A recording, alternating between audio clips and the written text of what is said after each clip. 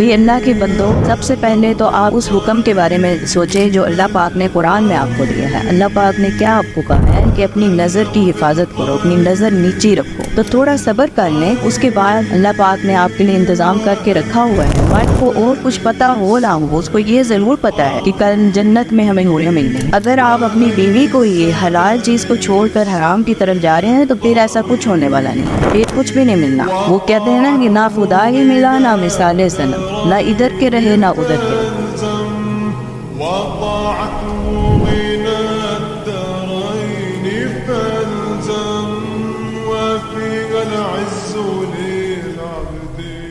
Media نے ہمارے مردوں کا دماغ ٹوٹلی خراب کر کے رکھ دیا ہے کہ ان کو سمجھ ہی نہیں آتی، ان کی عقل میں بات ہی نہیں آتی ہے کہ وہ جو کچھ باہر دیکھ رہے ہوتے ہیں، جو کچھ باہر کی عورتوں میں دیکھتے ہیں، سوسائٹی میں جاتے ہیں وہاں پر جو عورتوں میں دیکھتے ہیں، میڈیا پر جو عورتوں میں دیکھتے ہیں، وہ وہی چیز جو ہے اس کا موازنہ اپنی عورت کے ساتھ کرنے لگ جاتے ہیں۔ ان کو اپنے گھر کی عورت نظر ہی نہیں آ رہی ان کے آگے۔ بھی اللہ کے بندو، سب سے پہلے تو آپ اس حکم کے بارے میں سوچیں جو اللہ پاک نے قرآن میں آپ کو دیا ہے۔ اللہ پاک نے کیا آپ کو کہا ہے کہ اپنی نظر کی حفاظت کرو، اپنی نظر نیچی رکھو۔ جب آپ اس طرح کی کوئی چیز دیکھتے ہیں جس کی طرف آپ کے نفس کا میلان ہو رہا ہے، یا پھر آپ اپنی حلال کردہ چیز کو چھوڑ کر حرام چیز کی طرف جا رہے ہیں، تو پھر آپ اس حکم کو کیوں بھول جاتے ہیں کہ اللہ پاک نے فوراً وہاں سے نظر ہٹانے کا کہا ہے اور فوراً سے اپنی بیوی کی طرف رجوع کرنے کا کہا ہے۔ تو پھر آپ یہ کیسے کر سکتے ہیں کہ آپ اپنی بیوی کو بالکل نیگلیکٹ کر دیں جس کو آپ اللہ پاک نے آپ کے لیے حلال قرار دے دیا ہے، اور پھر آپ حرام کی طرف جا رہے ہیں۔ اور دوسرا یہ کہ اگر آپ کی بیوی حسین نہیں بھی ہے تو آپ یہی سوچ لیں کہ کل ایمان اور اپنے اعمال صالحہ کی وجہ سے کل حوریں بھی اس کے اوپر رشک کر رہی ہوں گی۔ جو جنت کی حور ہے وہ بھی دنیا کی جو عورت ہے اس کے اوپر رشک کر رہی ہوگی، اتنی وہ حسین ہوگی۔ تو یہاں پر ہم ٹیمپرری رہ رہے ہیں، یہاں پر ہم نے ہمیشہ نہیں رہنا، تھوڑے دن کا صبر ہے وہ کر لیں، بعد میں آپ جو آپ چاہیں گے وہ ملے گا۔ لیکن آپ اپنی اس دنیا کے لیے آپ اپنی آخرت بھی خراب کر لیتے ہیں، تو تھوڑا صبر کر لیں، اس کے بعد اللہ پاک نے آپ کے لیے انتظام کر کے رکھا ہوا ہے۔ مرد کو اور کچھ پتا ہو نہ ہو، اس کو یہ ضرور پتا ہے کہ کل جنت میں ہمیں حوریاں ملنی ہیں، تو وہ ایسے ہی نہیں مل جانی۔ اس کے لیے آپ کو کوشش کرنی پڑے گی، اپنی نظر کی حفاظت کرنی پڑے گی، اپنا جو دماغ میں جو بھی دل میں یا دماغ میں جو بھی غلط خیالات آتے ہیں ان سے اپنے آپ کو بچانا پڑے گا آپ کو۔ اس کے لیے وہ اعمال کرنے پڑیں گے جس کی وجہ سے جنت کی حوریں آپ کا انتظار کر رہی ہیں۔ لیکن اگر آپ اپنی بیوی کو یہ حلال چیز کو چھوڑ کر حرام کی طرف جا رہے ہیں تو پھر ایسا کچھ ہونے والا نہیں، پھر کچھ بھی نہیں ملنا۔ وہ کہتے ہیں نا کہ نہ خدا ہی ملا نہ مثال صنم، نہ ادھر کے رہے نہ ادھر کے رہے، تو پھر یہ کام ہو جانا ہے آپ کے ساتھ۔ اس کی ایگزامپل آپ ایسے لے لیں کہ جیسے آپ اپنے بچے کو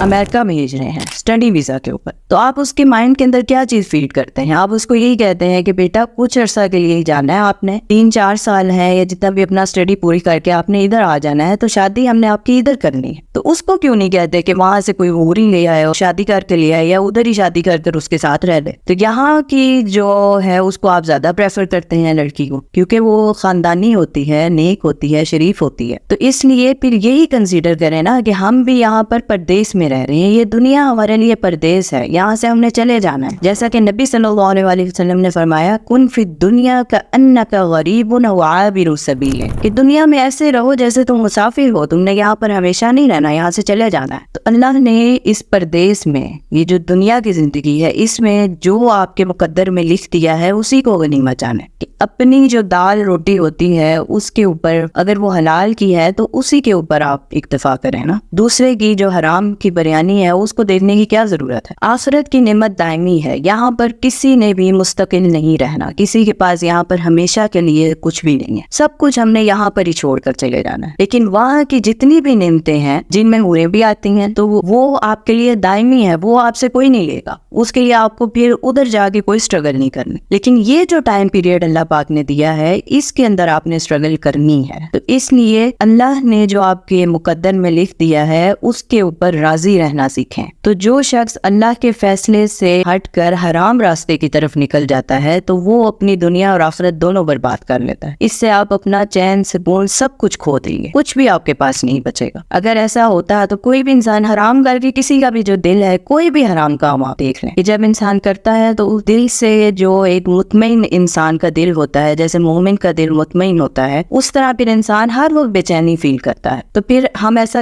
کام کیوں کریں جس سے ہماری سکھ اور چین اپنا سب کچھ برباد کر لیں؟ اس لیے خود کو اللہ کے حکم کے تابع کریں، نہ کہ اپنے نفس کے تابع۔